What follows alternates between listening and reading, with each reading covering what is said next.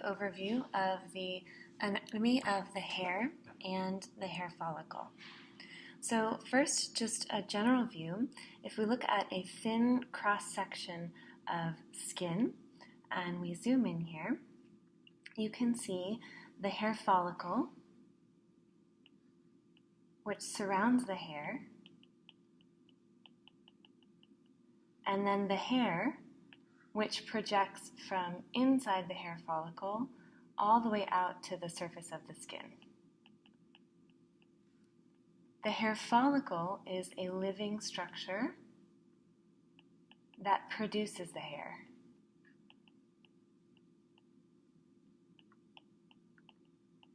The hair extends above the surface, and the portion of the hair that is above the surface is keratinized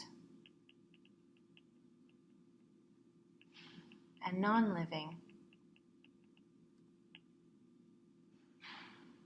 So to look at the different regions of the hair, first of all, the portion of the hair that extends above the surface is the shaft of the hair.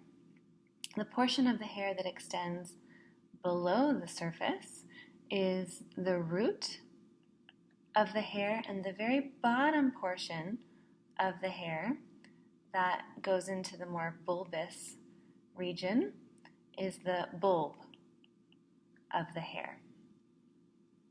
If you look more closely at the structure, you'll see that the hair is the brown structure, and the cells surrounding the hair are the regions of the hair follicle.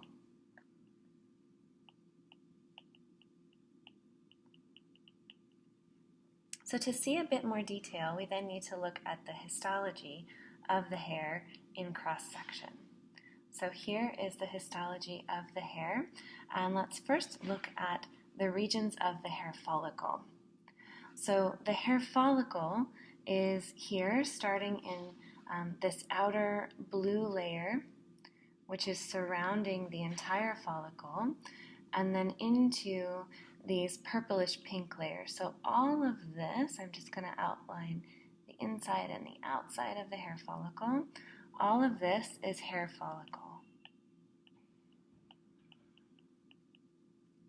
At the base of the hair follicle, you have a papilla, which is a little lump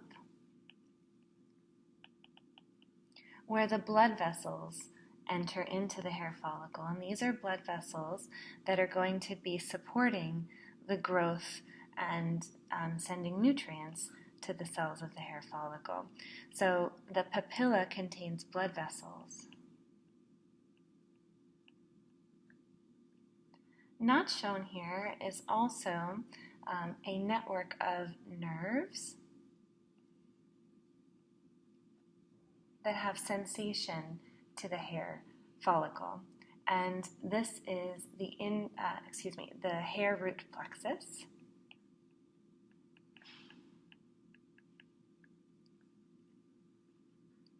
which is nerves. If we then look more closely at the structure of the hair itself, we can see different layers, and it's difficult in the real histology, but the textbook has a nice diagram of these different layers.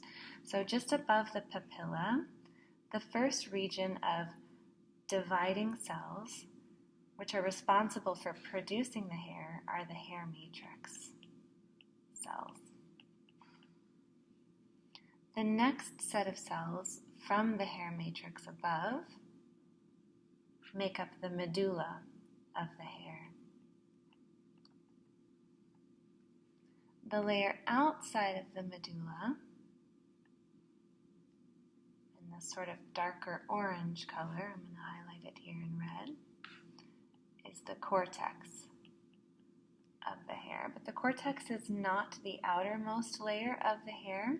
We have a final layer of cells surrounding the outer layer of the hair, and that is the cuticle. These are all dividing cell regions which are giving rise to the hair, and once the hair reaches the external surface, it will be dead keratinized cells. and that is the shaft of the hair. Surrounding the hair then, all of these regions here are parts of the hair follicle. Closest to the cuticle, you have the internal root sheath.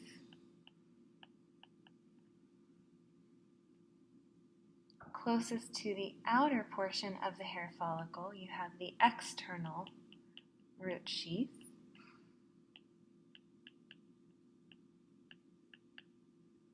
And then we have layers on the outside, which are connective tissue layers surrounding the hair follicle.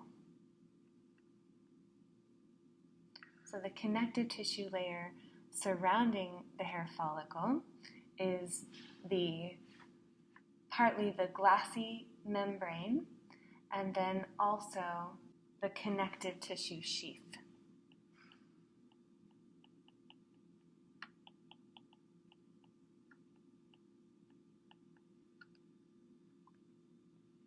All right, that's it for the structures of the hair and the hair